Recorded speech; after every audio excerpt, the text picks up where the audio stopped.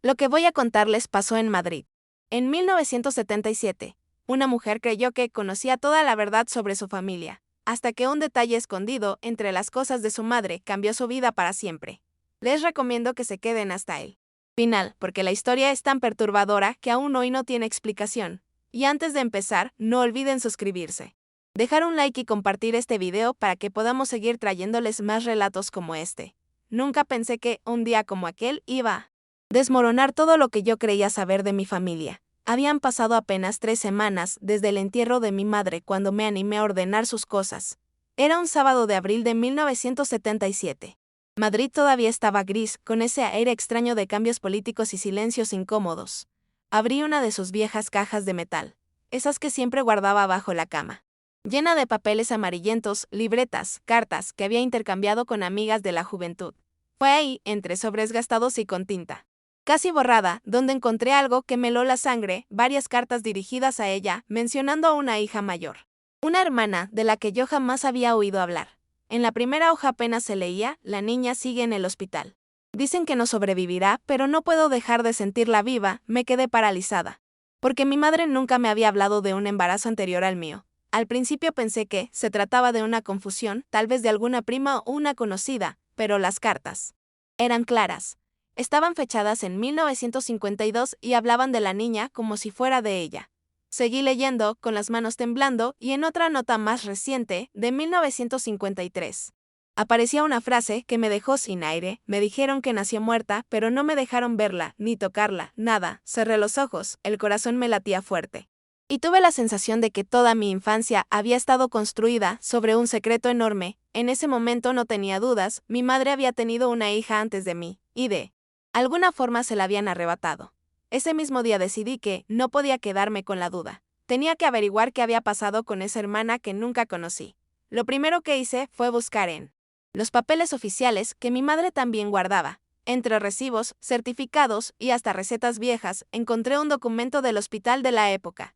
Decía, en letras casi ilegibles por el tiempo, parto complicado, niña sin signos vitales, nada más. Ni un detalle, ni un sello oficial que diera confianza, era como un papel hecho a prisa para cerrar un asunto. Me quedé mirándolo un buen rato, intentando entender cómo era posible que nunca me hubiera dicho nada. Pero cuanto más lo pensaba, más me convencía de que algo no cuadraba. ¿Cómo que nunca la dejaron ver el cuerpo? ¿Cómo que no hubo entierro? Todo era demasiado raro, y sentí que, si no empezaba a moverme ese mismo día, quizá jamás descubriría la verdad. Esa tarde tomé el tranvía hasta el hospital, donde supuestamente había nacido mi hermana. Del edificio todavía seguía en pie, aunque en los 70 ya se notaba viejo, con pasillos largos y oscuros que olían a humedad y desinfectante barato. Me dirigí al archivo, un lugar frío, con estanterías metálicas repletas de carpetas polvorientas. Pedí el registro de nacimientos de 1952 y, después de una larga espera, me pasaron un libro enorme con páginas amarillentas. Lo abrí con cuidado y busqué la fecha exacta que aparecía en las cartas. Ahí estaba, el nombre de mi madre, el número de habitación, y al lado, escrito con letra apresurada, fallecida al nacer, me sudaban las manos. Pero al mismo tiempo, sentía que había algo escondido en esas páginas. Me quedé leyendo esa línea una y otra vez, como si mis ojos se negaran a aceptar lo que estaba escrito. Había algo en la forma descuidada en que estaba redactado, como si lo hubieran puesto ahí solo para cerrar el caso rápido. Pedí permiso para revisar más documentos relacionados con ese registro, pero la empleada me dijo que no había nada más, que en aquella época los archivos eran incompletos y que muchos papeles se habían perdido. Su tono fue frío, casi ensayado. Y eso me encendió todavía más la sospecha. Sentí que estaba chocando con una pared invisible, pero también tuve la corazonada de que, detrás de esa pared había algo enorme. Algo que mi madre nunca se había atrevido a contarme. Salí del hospital con la cabeza llena de preguntas y un nudo en el estómago. Caminé sin rumbo por la Gran Vía, sin escuchar el ruido de los coches ni las voces de la gente. En cada esquina me parecía ver a mi madre joven, entrando a ese hospital con la ilusión de un bebé, y saliendo con las manos vacías. No podía aceptar que todo quedara en un simple fallecida al nacer, así que tomé una decisión inmediata: volvería al día siguiente y no me iría sin hablar con alguien que hubiera trabajado allí en esos años. Sabía que no iba a ser fácil, pero en el fondo presentía que esa historia estaba lejos de terminar. Volví al hospital temprano al día siguiente, casi sin haber dormido. Me pasé la noche entera pensando en lo que había leído y en la posibilidad de que mi hermana siguiera viva en algún lugar. Pregunté en recepción por antiguos médicos o monjas que hubieran trabajado allí en los años 50, y después de mucho insistir, una enfermera mayor aceptó hablar conmigo en privado. Tenía la mirada cansada, como de alguien que había visto demasiado y prefería no recordar. Cuando le expliqué lo que había encontrado en las cartas de mi madre, bajó la voz y me dijo que en aquella época había cosas de las que nadie quería hablar, que había niños que desaparecían y que las madres nunca recibían explicaciones claras. Le pedí que me dijera si mi madre había sido una de esas víctimas. Si de verdad habían mentido con el certificado. La mujer tragó saliva y negó con la cabeza, pero sus ojos la delataron. Me dijo apenas, tu madre no fue la única, después me pidió que me fuera. Que no quería problemas, que había gente poderosa detrás de todo eso. Salí del hospital con las piernas temblando, sintiendo que había abierto una puerta que nunca podría cerrar. No tenía pruebas concretas todavía, pero por primera vez estaba segura de que mi hermana no había muerto al nacer. Esa misma tarde fui a casa de mi tía, la única hermana viva de mi madre, con la esperanza de que ella supiera algo. Al principio fingió sorpresa cuando le hablé de las cartas, pero luego noté que evitaba mi mirada y cambiaba de tema. La presioné. Le dije que ya había estado en el hospital y que no me iba a quedar tranquila hasta saber la verdad. Fue entonces cuando se quebró, empezó a llorar y me confesó que sí, que recordaba perfectamente aquel embarazo. Mi madre había estado ilusionada, preparó todo para la llegada de la niña. Pero el día del parto, las monjas del hospital dijeron que había nacido muerta y no le permitieron ni verla. Mi tía siempre sospechó que algo raro había detrás, porque en aquellos años se hablaba de bebés entregados a buenas familias a cambio de favores o dinero. Escuchar eso de su propia boca me dejó en shock. Era distinto leerlo en una carta que oírlo de alguien que lo había presenciado. Sentí un calor en la cara, una mezcla de rabia y miedo, como si en cualquier momento fueran a tocar la puerta para callarnos. Mi tía me pidió que dejara todo así, que no siguiera removiendo el pasado porque solo me traería problemas. Pero yo no podía. No después de saber que mi madre había muerto cargando con ese secreto, con el dolor de una hija arrancada de sus brazos, y mucho menos después de empezar a sospechar que esa hermana podía seguir viva en algún lugar de España. Esa noche apenas pude respirar. Volví a mi casa con la confesión de mi tía dándome vueltas en la cabeza, como un eco imposible de apagar. Me serví un vaso de vino, pero ni siquiera pude terminarlo. Sentía un vacío en el estómago y una presión constante en el pecho. No paraba de imaginar la escena, mi madre sola en aquella sala, agotada por el parto, pidiendo ver a su hija y recibiendo como respuesta un muerto, seco, sin pruebas, sin despedida. Pensar en ese instante me revolvía las entrañas. Me acosté en la cama con las cartas abiertas sobre el pecho, como si fueran un amuleto. Y decidí que, al día siguiente, iría a los archivos parroquiales porque en esa época todo pasaba por las iglesias. Si alguien había avalado la versión oficial, tendría que aparecer ahí. Al día siguiente, fui a la parroquia más cercana al hospital, una iglesia antigua, de piedra fría y techos altísimos que imponían respeto. Pregunté por los libros de bautismo y de función de 1952. Y después de insistir y decir que era para asuntos familiares, un sacerdote mayor accedió a mostrarme algunos registros. Pasamos a una sala pequeña, donde el olor a humedad y a papel viejo era casi insoportable. Abrí los libros con manos temblorosas y busqué la fecha del supuesto parto. Lo encontré, estaba el nombre de mi madre, pero en lugar de un acta de defunción, había un espacio en blanco. Ni bautismo ni entierro. Nada. Un vacío como si esa niña nunca hubiera existido oficialmente. Le pregunté al sacerdote cómo era posible y me respondió con evasivas, como si temiera hablar demasiado.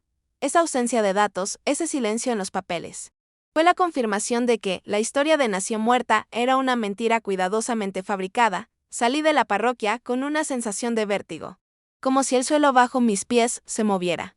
Me senté en una banca de la plaza que estaba justo frente a la iglesia y repasé lo que había visto, las cartas de mi madre, el registro frío del hospital, la confesión de mi tía.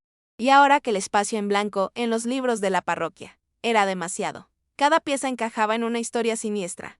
Una que, hasta hacía pocos días, yo ni siquiera imaginaba que podía existir. Miraba a la gente pasar, familias enteras, niños riendo. Y pensaba que cualquiera de esos niños podría haber empezado su vida con una mentira igual que mi hermana. La idea me erizaba la piel. Y lo peor era la impotencia. ¿A quién podía acudir sin que me tomaran por loca o sin que me cerraran las puertas de golpe? Esa noche no encendí la luz al llegar a mi piso. Me quedé en la penumbra, sentada en el sofá, escuchando el zumbido lejano de los coches en la calle. Sentía que alguien me observaba. Como si mis pasos en el hospital y en la parroquia hubieran llamado la atención de personas que preferían el silencio. Recordé la mirada de la enfermera, el miedo evidente en el sacerdote y la súplica de mi tía de que no siguiera hurgando. Todo apuntaba a lo mismo, había un secreto grande. Y removerlo podía traer consecuencias. Pero ya no podía parar. Mi madre había muerto con esa herida abierta. Y ahora era mi responsabilidad intentar cerrarla. Con cada segundo que pasaba, me convencía más de que mi hermana estaba viva y de que alguien, en algún sitio, sabía exactamente dónde. Al día siguiente, decidí ir directamente a la institución religiosa que, según algunas notas de las cartas, podía haber recibido a mi hermana. No tenía dirección exacta. Solo referencias vagas, un convento en las afueras de Madrid que ayudaba a familias con niños en circunstancias difíciles. Tomé un tren hacia las afueras y luego caminé casi media hora hasta llegar a un edificio grande, gris y cerrado, con rejas altas que parecían más una prisión que un refugio. La puerta principal estaba cerrada, pero pude asomarme por una ventana y ver siluetas de monjas moviéndose entre los pasillos. Todo olía a limpieza exagerada, a perfume barato y a madera vieja. Una sensación de frío recorrió mi espalda, algo en ese lugar estaba ocultando mucho más de lo que cualquiera podía imaginar. Esperé hasta que alguien saliera. Y cuando una de las monjas abrió la puerta para dejar pasar la basura, me acerqué con cautela. Le pregunté si podía hablar sobre los registros antiguos de niños recibidos en los años 50. Su reacción fue inmediata. Me miró como si hubiera mencionado algo prohibido y me dijo con voz baja que no podía darme esa información. Sentí un nudo en la garganta, pero insistí, explicando que era la hija de una de las madres afectadas y que solo quería saber la verdad. Me miró largo rato y finalmente, como si decidiera confiar, susurró que algunos registros estaban escondidos y que muchas de esas historias nunca salían a la luz. Me dio un pequeño papel con un nombre y una fecha y me dijo que eso era todo lo que podía darme. Tomé el papel temblando y lo abrí con cuidado. Era un nombre distinto al de mi madre, escrito con una caligrafía antigua, acompañado de una fecha de nacimiento y un lugar que no reconocía de inmediato. Sentí un escalofrío recorrerme todo el cuerpo. Era como si ese papel contuviera la llave de un misterio que había permanecido cerrado durante 25 años. Caminé de regreso al tren, revisando cada detalle, intentando recordar cada palabra de las cartas, cada indicio que mi madre había dejado sin querer. Empecé a conectar puntos, la fecha, los documentos del hospital, la advertencia de la enfermera, las evasivas de la iglesia. Todo apuntaba a que mi hermana no solo había sobrevivido, sino que alguien había decidido borrar su existencia de la vida pública. Durante el viaje de regreso a Madrid, no pude dejar de imaginar cómo sería encontrarla. Pensaba en qué cara tendría, si se parecería a mí, si siquiera sabría que yo existía. Pero lo que más me aterraba era lo que podría pasar si esa gente que controlaba el convento se enteraba de que yo estaba buscando respuestas. Sentía que cada kilómetro que avanzaba me acercaba a algo grande y peligroso al mismo tiempo. Por primera vez, comprendí la magnitud de lo que había descubierto. No era solo un secreto familiar, era un entramado que había funcionado durante años, silencioso, invisible, y ahora estaba en mis manos. Temblando de miedo, pero con la determinación de seguir hasta el final, al llegar a mi apartamento, me senté frente a la ventana y abrí un mapa de Madrid extendido sobre la mesa. Marcaba todos los lugares que había visitado hasta ahora: el hospital, la parroquia, el convento. El papel con el nombre de mi hermana descansaba justo en el centro, como si me estuviera señalando un destino inevitable. Sentí una mezcla de emoción y terror. Cada paso que daba me acercaba a respuestas. Pero también sabía que estaba cruzando una línea que muchas personas no querían que cruzara. Durante horas repasé mentalmente cada detalle, intentando no dejar nada fuera: las fechas, los nombres, las evasivas, los silencios incómodos. Todo estaba allí, encajando lentamente en un patrón que me dejaba sin aliento. Mientras tanto, una sensación extraña me recorrió la nuca, la idea de que alguien podía estar observándome.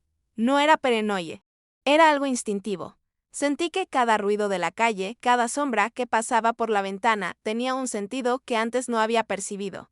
La tensión me hacía temblar y aún así no podía dejar de pensar en mi hermana. ¿Dónde estaba? ¿Cómo había vivido todos esos años sin que mi madre pudiera abrazarla siquiera una vez? Sentí un impulso de levantarme y salir de inmediato a seguir investigando, aunque fuera peligroso. Aunque me advirtieran que ciertas verdades eran demasiado pesadas para ser desenterradas. Decidí que necesitaba información directa. Algo que no viniera de rumores ni de papeles viejos. Así que volví al convento al día siguiente, esta vez con la firme intención de hablar con alguien que hubiera trabajado allí durante los años 50. Encontré a una monja ya mayor que estaba barriendo el patio, su figura pequeña y encorvada.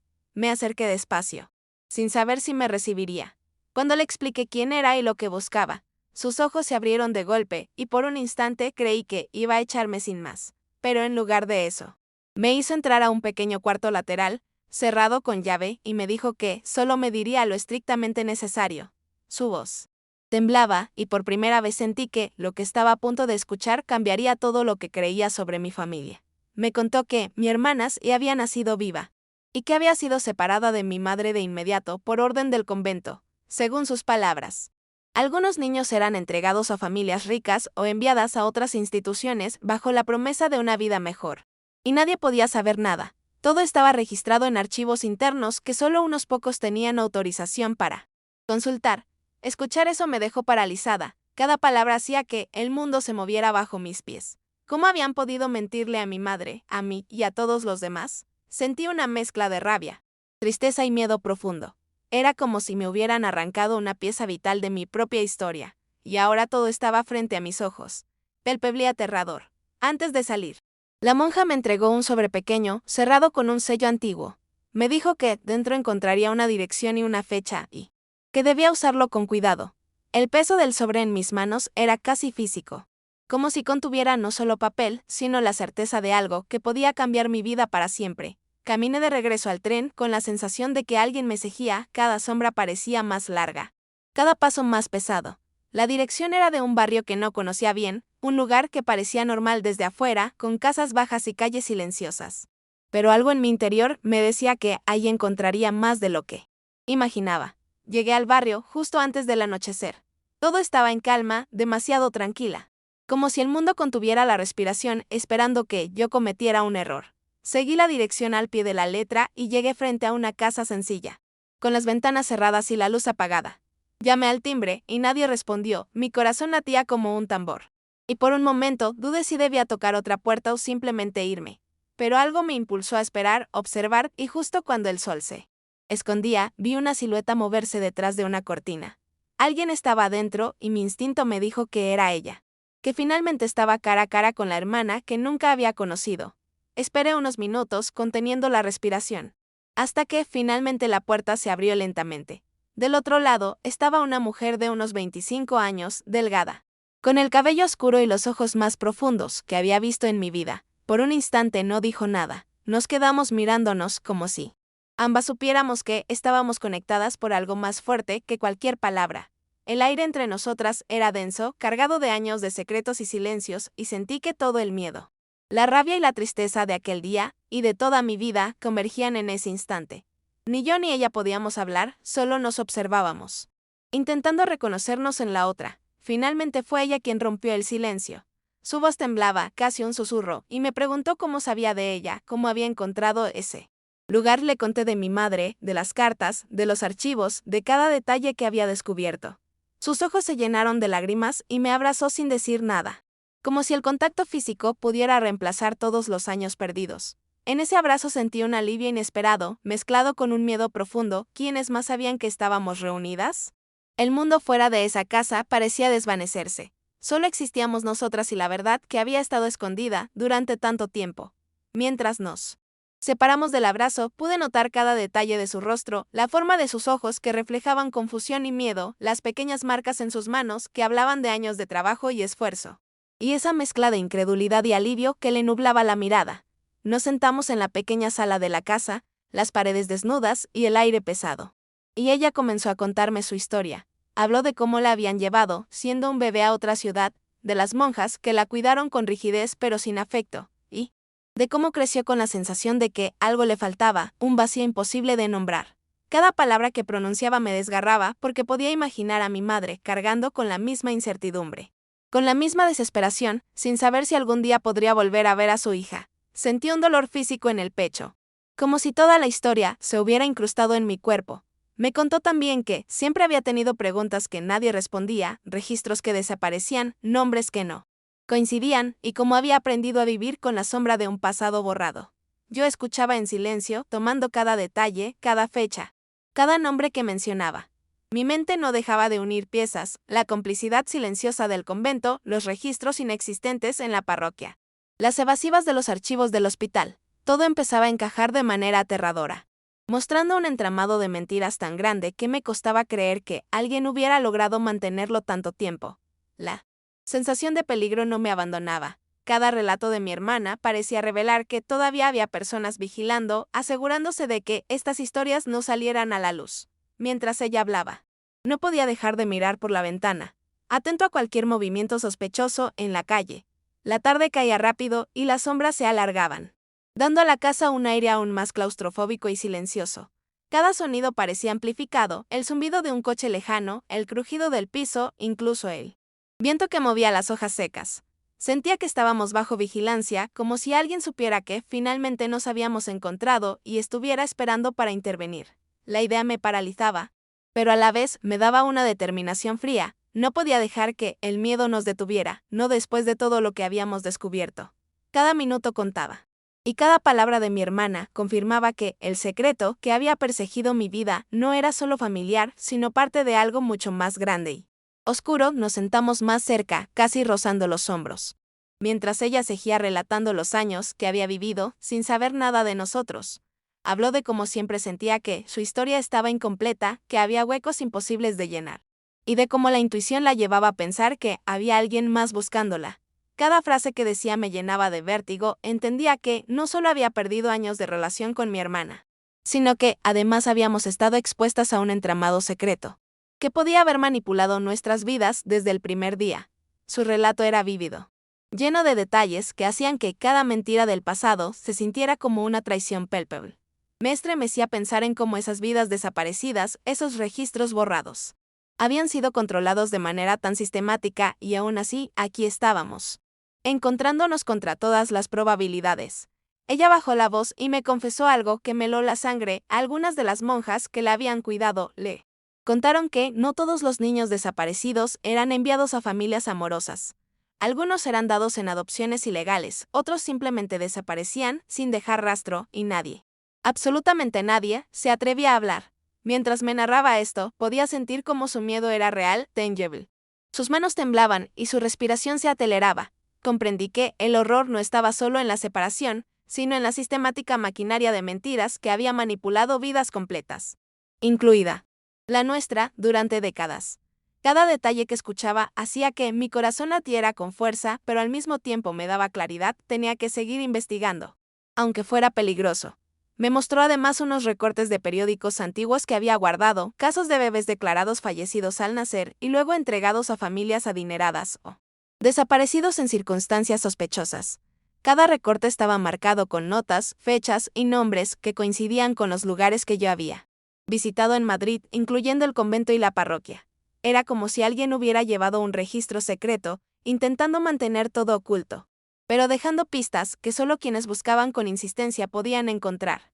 Sentí un escalofrío recorrerme la espalda al ver que todo estaba conectado, que la desaparición de mi hermana no había sido un accidente ni un error médico, sino parte de un patrón organizado que nadie se atrevía a cuestionar.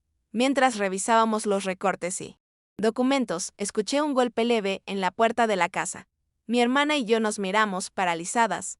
No había nadie esperado, era demasiado tarde para visitas. Y el barrio estaba silencioso, el corazón me latía con fuerza y una sensación de alarma recorrió todo mi cuerpo. Fue un instante breve, pero suficiente para que comprendiera que alguien podría estar observándonos, siguiendo nuestros movimientos. Cada historia que habíamos descubierto, cada registro encontrado, cada pista revelada, parecía ahora un riesgo. Todo el miedo de años acumulado explotaba en ese momento, mezclándose con la emoción de finalmente estar frente a la hermana que creía perdida. Decidimos entonces que era necesario movernos con cautela. Mi hermana me mostró cómo había aprendido a ocultar ciertos detalles de su vida, como nunca había confiado plenamente en nadie por miedo a que alguien la buscara. Me habló de llamadas anónimas que recibía de vez en cuando, de visitas inesperadas que la hacían desconfiar, y de la perenne y constante de que el convento todavía tenía influencia sobre quienes conocían la verdad. Mientras escuchaba, comprendí que nuestra reunión no era solo un momento de alegría. Era también un punto crítico, un instante en el que cualquier paso en falso podía desatar consecuencias que no éramos capaces de prever. Sentí un nudo en la garganta, Mezclado con una determinación fría, ya no había vuelta atrás. Decidimos que, al día siguiente, regresaríamos al convento, pero con extrema precaución. Necesitábamos corroborar todo lo que nos habían dicho, encontrar nombres, fechas y documentos que confirmaran la existencia de otros niños y, sobre todo, entender por qué había sido tan fácil borrar vidas enteras de la memoria pública. Planeamos cada detalle, a qué hora llegar, cómo entrar sin llamar la atención, qué preguntas hacer y cómo registrar cada respuesta. El miedo estaba presente en cada decisión, pero había algo más fuerte que el miedo: la urgencia de desenterrar la verdad y recuperar los años robados. Sentía un cansancio profundo, como si cada paso del día me drenara, pero no podía detenerme. No después de todo lo que habíamos descubierto. Al día siguiente llegamos al convento antes de que el sol iluminara completamente la fachada gris. Todo estaba silencioso, demasiado silencioso. Como si el lugar supiera que íbamos a desafiar su secreto. Nos acercamos por un lateral, observando cada movimiento, cada ventana. La sensación de ser vigiladas se intensificó, parecía que cada sombra se movía con intención propia, una vez dentro. La monja mayor nos recibió con la misma mezcla de temor y resignación que antes. Nos condujo a una sala secreta donde había registros antiguos, carpetas olvidadas y papeles que olían a años de humedad y polvo. Abrir esos archivos fue como abrir un cofre que contenía no tesoros, sino secretos que habían marcado vidas con dolor y mentiras. Y nos dimos cuenta de que estábamos frente a algo mucho más grande de lo que podíamos imaginar. Mientras hojeábamos los archivos, los nombres y fechas empezaban a formar un patrón escalofriante. Cada carpeta contaba la historia de un niño que había sido declarado fallecido al nacer, pero que en realidad había sido enviado a distintas instituciones o entregado en adopciones ilegales, muchas veces a familias que no tenían relación con los padres biológicos. Había notas al margen, firmas y sellos que indicaban complicidad de médicos, monjas y funcionarios del hospital. La magnitud de todo. Aquello me hacía sentir que todo Madrid estaba conectado por un hilo invisible de mentiras. Cada documento que sacaba de las estanterías me ponía la piel de gallina, nombres de bebés, fechas exactas, lugares, todo tan preciso que era imposible ignorarlo. La sensación de peligro crecía con cada descubrimiento. Sabíamos que alguien podría estar observándonos incluso ahora. Mi hermana y yo intercambiamos miradas, y sin decir nada, comprendimos que estábamos frente a la evidencia más aterradora de nuestras vidas. Todo lo que habíamos sospechado estaba confirmado: la desaparición de los niños no era un accidente ni un error médico, sino un sistema meticulosamente organizado. Las cartas de mi madre, los registros incompletos del hospital, los vacíos en los libros de la parroquia. Todo encajaba en un esquema que había permanecido oculto por décadas. La sensación de vértigo era insoportable. Sentí que, si alguien entraba en ese momento, todo se derrumbaría. Pero también había un alivio. Extraño, porque finalmente estábamos viendo la verdad con nuestros propios ojos. Nos sentamos en el suelo, rodeadas de carpetas abiertas y papeles desordenados. Y por primera vez pude sentir la magnitud del dolor que mi madre había cargado durante años. Cada historia que leíamos era un recordatorio de que no solo mi hermana había sido separada de su familia, sino que decenas de otros niños habían pasado por lo mismo. Mi hermana lloraba en silencio, con la cabeza apoyada en mis piernas, y yo sentía que mi pecho se comprimía con cada sollozo. Era una mezcla de rabia, tristeza y alivio: rabia por la injusticia, tristeza por los años robados y alivio por finalmente tener pruebas tangibles de lo que siempre habíamos sospechado. La realidad era más cruel de lo que cualquiera podía imaginar. Y la sensación de impotencia me ahogaba. Decidimos que no podíamos irnos sin llevarnos copias de todo lo que encontrábamos. Cada página fotografiada, cada nota, cada sello podría ser crucial para documentar la verdad y quizás evitar que otros sufrieran lo mismo. Lo que antes parecía un secreto familiar ahora se había convertido en un entramado de corrupción y complicidad que abarcaba hospitales, conventos y registros oficiales. Sabíamos que cada foto, cada palabra escrita, podía ponernos en riesgo. Pero también era nuestra única manera de honrar a mi madre y a mi hermana. La tensión era insoportable. Mientras sacaba las fotografías, escuchaba el eco de pasos en los pasillos, como si alguien rondara la institución vigilando que no nos lleváramos nada, mientras nos apresurábamos a salir con las copias. Cada crujido del piso parecía un aviso de que alguien nos había descubierto. El convento, silencioso durante horas, ahora se sentía vivo, vigilante. Como si cada sombra tuviera ojos. Mi hermana sujetaba mis manos con fuerza, y yo podía sentir su miedo reflejado en el mío. Cada paso era una mezcla de adrenalina y terror. Sabíamos que, si alguien nos atrapaba con esos documentos, podríamos enfrentar consecuencias imprevisibles. Sentí como mi respiración se aceleraba y a pesar del peligro, no podía dejar de pensar en lo que habíamos descubierto. La verdad completa estaba finalmente al alcance de nuestras manos. Salimos del convento y nos adentramos en las calles desiertas, intentando mezclarnos con la oscuridad. Cada esquina, cada puerta cerrada, parecía esconder secretos. Sentía que alguien nos seguía, que la historia que estábamos desenterrando no estaba dispuesta. Permanecer silenciosa.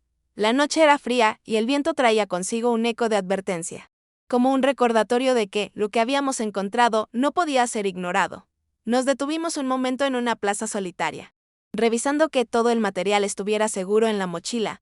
La tensión era casi insoportable, pero también había un sentimiento de triunfo silencioso. Habíamos logrado lo que parecía imposible. Y ahora la historia de mi hermana estaba a salvo, al menos por esa noche. Caminamos hasta mi apartamento en completo silencio, apenas intercambiando miradas.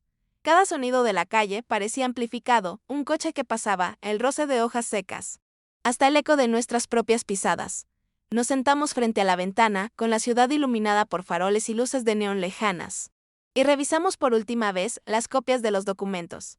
Era como sostener fragmentos de vidas robadas, años de secretos y mentiras concentrados en unas cuantas hojas amarillentas. Sentí una mezcla de alivio y terror. Habíamos descubierto la verdad, pero la magnitud del daño, la manipulación y la impunidad nos aplastaba. No sabíamos quién más podía saber que estábamos juntas. ¿Quién podía estar siguiendo cada uno de nuestros pasos? Después de un rato, nos quedamos en silencio, solo escuchando la ciudad. Mi hermana me miró. Y por primera vez nos permitimos llorar sin control, sin palabras, solo reconociendo que nuestras vidas habían estado marcadas por algo que jamás podríamos olvidar. Afuera, Madrid seguía su rutina, ajena a todo lo que habíamos descubierto, como si la ciudad misma participara en el secreto. Como si todo hubiera ocurrido y luego se hubiera detenido de golpe. Nunca supimos si alguien nos observó, si alguien más estaba al tanto de nuestra reunión, ni qué habría pasado si nos hubieran atrapado.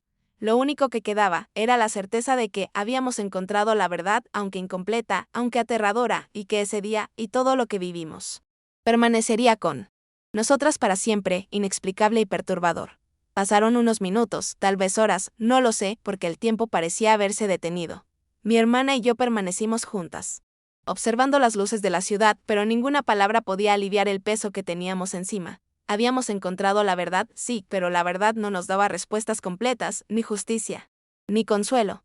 Solo dejaba un vacío inmenso, un recuerdo constante de la mentira, del silencio y de la manipulación que nos había separado durante tantos años. Sentí que, aunque mi madre ya no estaba, su presencia nos acompañaba en cada gesto, en cada lágrima. Como si finalmente pudiéramos compartir con ella este descubrimiento que nos había marcado para siempre.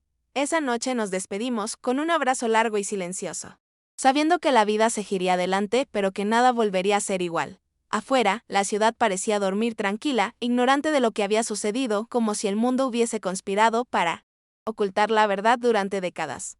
Nos quedaba la sensación de que la historia de mi hermana y de tantos otros niños desaparecidos era solo la punta del iceberg. Algo enorme y peligroso seguía allí, oculto, esperando que alguien más lo descubriera.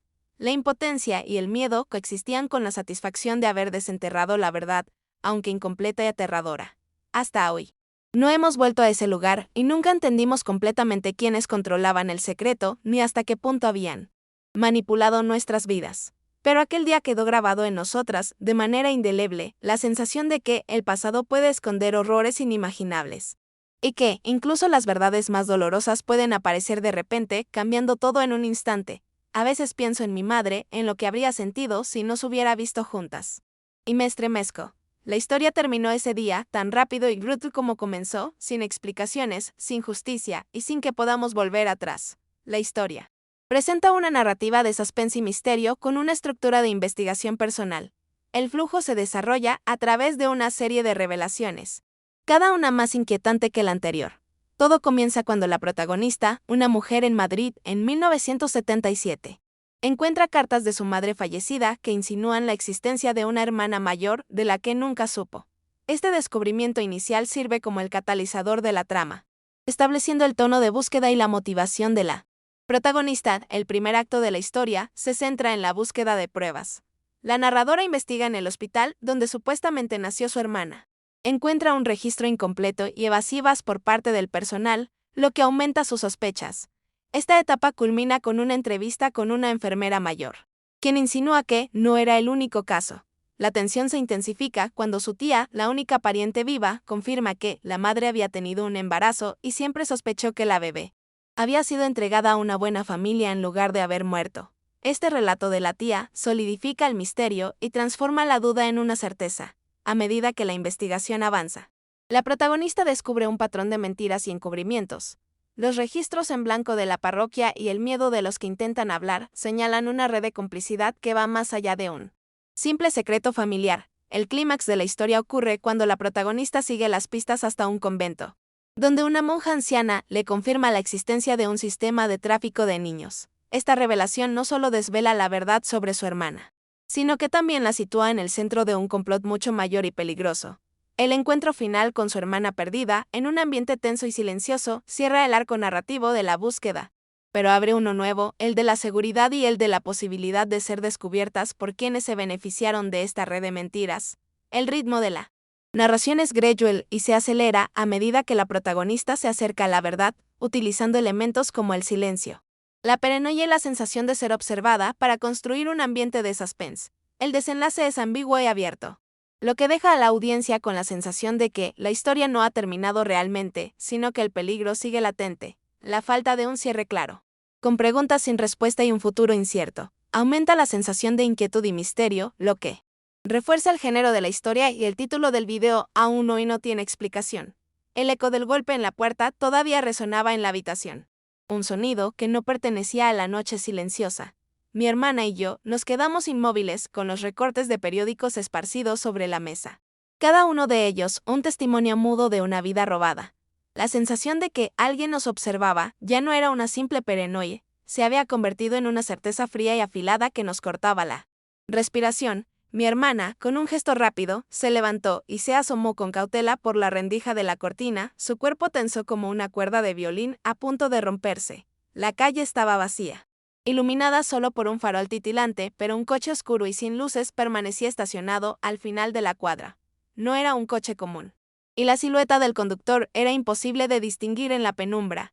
Se volvió hacia mí con una mirada que era una mezcla de terror y rabia y susurró: «Nos han encontrado». El resto de la noche se convirtió en una espera interminable, una batalla silenciosa contra un enemigo invisible. Apagamos todas las luces y nos movimos de un lado a otro en la penumbra, hablando en susurros, como si el sonido de nuestras voces pudiera alertar a quienes nos vigilaban. El plan original de volver al convento se desvaneció. La urgencia de actuar se había transformado en la necesidad de escondernos, de protegernos.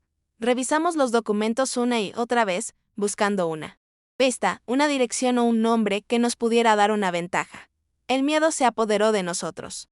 Un miedo visceral que me recordaba la súplica de mi tía y las advertencias de la enfermera del hospital.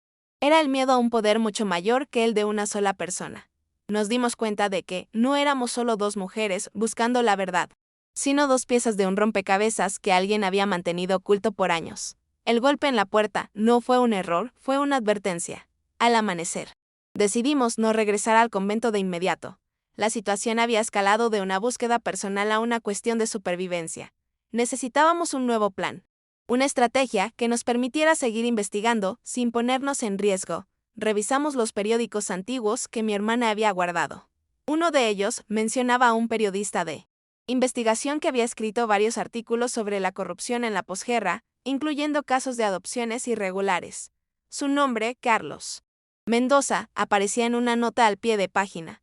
Era una pista débil, casi borrada por el tiempo, pero era la única que teníamos.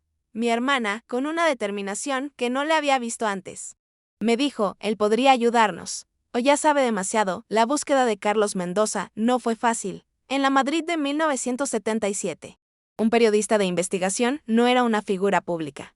Visitamos antiguas redacciones de periódicos, preguntamos en cafés y bares que solían ser punto de encuentro para intelectuales y periodistas.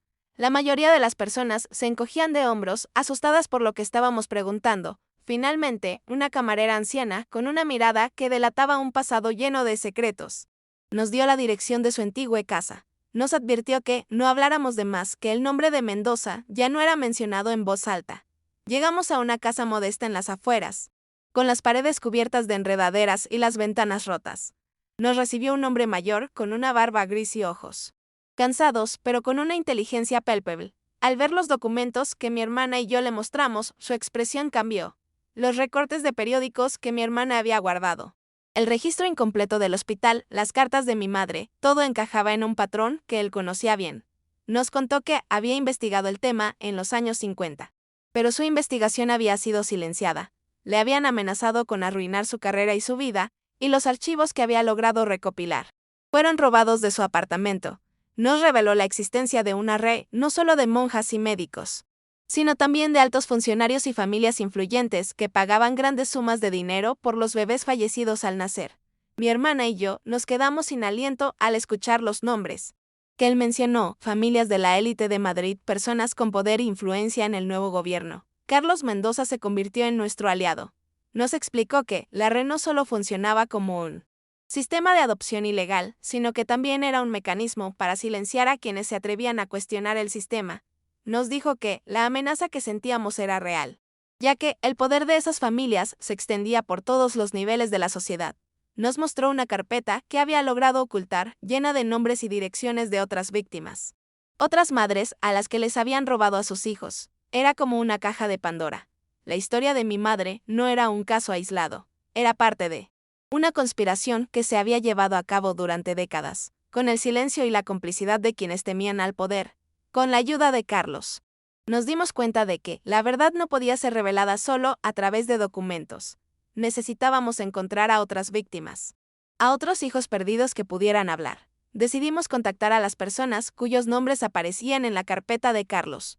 Mi hermana y yo nos dividimos las tareas. Ella se encargaría de contactar a las familias y yo me concentraría en buscar más pruebas en archivos públicos, pero con la precaución que habíamos aprendido. El miedo seguía ahí, pero ahora estaba mezclado con una rabia justiciera. Mi hermana y yo ya no estábamos solas. Éramos parte de un grupo de personas buscando la verdad. Las primeras semanas fueron difíciles. Algunas familias nos cerraban la puerta en la cara, asustadas o incrédulas. Otras, al escuchar nuestra historia, se sentían aliviadas y nos revelaban que también habían tenido dudas. Con cada historia que nos contaban, el rompecabezas se hacía más grande. Descubrimos que muchos de los bebés habían sido enviados a diferentes regiones de España e incluso a otros países. La red era mucho más amplia de lo que podíamos haber imaginado. La historia, que había comenzado como un misterio personal, se había convertido en un problema nacional. Un crimen masivo que había pasado desapercibido por la sociedad. Mi hermana y yo, junto con Carlos, pasamos noches enteras en mi apartamento uniendo las piezas del rompecabezas. Los nombres de las monjas del convento se repetían en los registros de otros hospitales. Los sellos de algunos médicos aparecían en certificados de defunción sospechosos. La red de complicidad era tan intrincada que nos costaba creer que pudiera haber operado en el silencio por tanto tiempo. La sensación de estar siendo vigiladas no desapareció, sino que se hizo más intensa. Recibíamos llamadas anónimas en las que solo se escuchaba la respiración de alguien, y a veces, una voz grave nos advertía que dejáramos la investigación. Un día, recibimos una llamada de una mujer que había sido contactada por mi hermana. Nos pidió que nos viéramos en un lugar público. Con la voz temblorosa de miedo, cuando nos encontramos, nos mostró un certificado de nacimiento que había estado oculto entre los papeles de su madre adoptiva. El certificado tenía el nombre de mi hermana, pero con una fecha de nacimiento distinta y el nombre de otra madre biológica. Nos dimos cuenta de que la monja del convento había cometido un error, dándonos el nombre de otra víctima. La mujer que teníamos enfrente no era mi hermana, pero la historia era la misma: una vida robada, una verdad manipulada. A pesar de la confusión, no nos detuvimos. Con la ayuda de Carlos, pudimos encontrar a mi hermana en un pueblo pequeño de la costa. Había sido adoptada por una pareja de clase media que la había criado con amor, pero que nunca le había revelado la verdad sobre su origen. Mi hermana estaba conmocionada al enterarse de todo, pero al mismo tiempo sentía un alivio inexplicable. El vacío que siempre había sentido ahora tenía un nombre, una cara y una historia. Nos sentamos en un café a orillas del mar, y ella nos contó su vida, sus miedos y sus dudas. Nos dimos cuenta de que habíamos estado buscándonos la una a la otra sin saberlo. Con mi hermana, su madre adoptiva y Carlos, decidimos que ya era hora de hacer público lo que habíamos descubierto. El riesgo era enorme, pero no había otra forma de honrar a mi madre y a las miles de madres que habían pasado por la misma situación. Carlos contactó a algunos de sus antiguos colegas de la prensa que, a pesar del miedo, aceptaron publicar la historia. El día que los periódicos salieron a la calle, sentí una mezcla de terror y orgullo. Los titulares hablaban de una red de tráfico de niños que operaba con la complicidad de instituciones religiosas y funcionarios del gobierno. La reacción fue inmediata. La gente, en shock por las revelaciones, empezó a cuestionar a las autoridades y a las instituciones religiosas. Se abrieron investigaciones oficiales, y muchas familias comenzaron a buscar a sus hijos perdidos. La historia, que había sido un secreto durante décadas, finalmente había salido a la luz. Los responsables, las monjas y los funcionarios que habían participado en la red, empezaron a ser interrogados por la policía. Fue un momento de justicia, pero también de dolor, ya que la verdad desenterrada trajo consigo un torrente de tristeza y rabia para las miles de víctimas. Mi hermana y yo, ahora unidas, continuamos trabajando con Carlos para ayudar a otras familias a encontrar a sus hijos.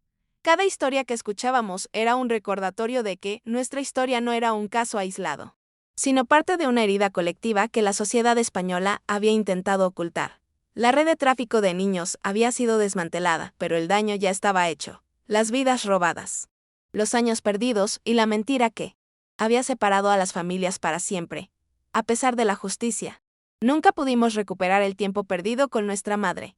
El vacío que nos había dejado su muerte y el descubrimiento de la verdad nos acompañó para siempre, recordándonos que el pasado, aunque esté enterrado, siempre encuentra una forma de volver. El tiempo pasó y la vida continuó. Pero mi hermana y yo sabíamos que nuestra historia no tenía un final feliz en el sentido tradicional. Vivíamos con el miedo de que quienes se beneficiaron de la red de tráfico intentaran vengarse. El coche oscuro que habíamos visto la noche en que nos encontramos nunca desapareció por completo de nuestras mentes. A veces, sentíamos que alguien nos seguía, que cada movimiento que hacíamos era vigilado. El miedo era parte de nuestro día a día, pero también la fuerza para seguir luchando por la verdad. Habíamos encontrado a nuestra familia, pero también nos habíamos metido en una guerra contra un enemigo poderoso. La historia de mi hermana y de los otros niños robados se convirtió en una de las más oscuras y perturbadoras de la historia reciente de España. A pesar de que los responsables fueron llevados ante la justicia, el daño que habían causado no podía ser reparado. Mi hermana y yo, con la ayuda de Carlos, fundamos una organización para ayudar a las familias a encontrar a sus hijos perdidos. Cada historia de éxito era un pequeño triunfo en medio de una tragedia inmensa. Aprendimos a vivir con la verdad, a lidiar con el dolor y la rabia, y a entender que la vida, aunque esté marcada por la mentira, puede ser vivida con dignidad y coraje. El último capítulo de nuestra historia fue la muerte de mi madre adoptiva. Mi hermana y yo, ahora más unidas que nunca, nos encargamos de su funeral y su entierro. Nos dimos cuenta de que, a pesar de la verdad de nuestro origen, la familia que nos había dado el amor y la protección que mi madre biológica no pudo darnos era tan real como la sangre que corría por nuestras venas. Aprendimos que la familia no es solo un lazo de sangre, sino un lazo de amor y lealtad que se crea con el tiempo. El golpe en la puerta que nos había asustado aquella noche ya no era un símbolo de peligro, sino de un nuevo comienzo, de una nueva vida que habíamos logrado construir juntas. Y así, mi hermana y yo continuamos con nuestras vidas, pero con la certeza de que nada volvería a ser igual. El secreto de los niños robados de España ya no era un misterio, sino una herida abierta en la memoria de un país que se había negado a confrontar su pasado. La historia, que había comenzado con un simple detalle escondido en las cosas de mi madre, ahora era una lección sobre el poder de la verdad y el valor de quienes se atreven a buscarla. La sensación de inquietud que nos había acompañado durante toda la historia se había transformado en una determinación silenciosa y una resiliencia inquebrantable.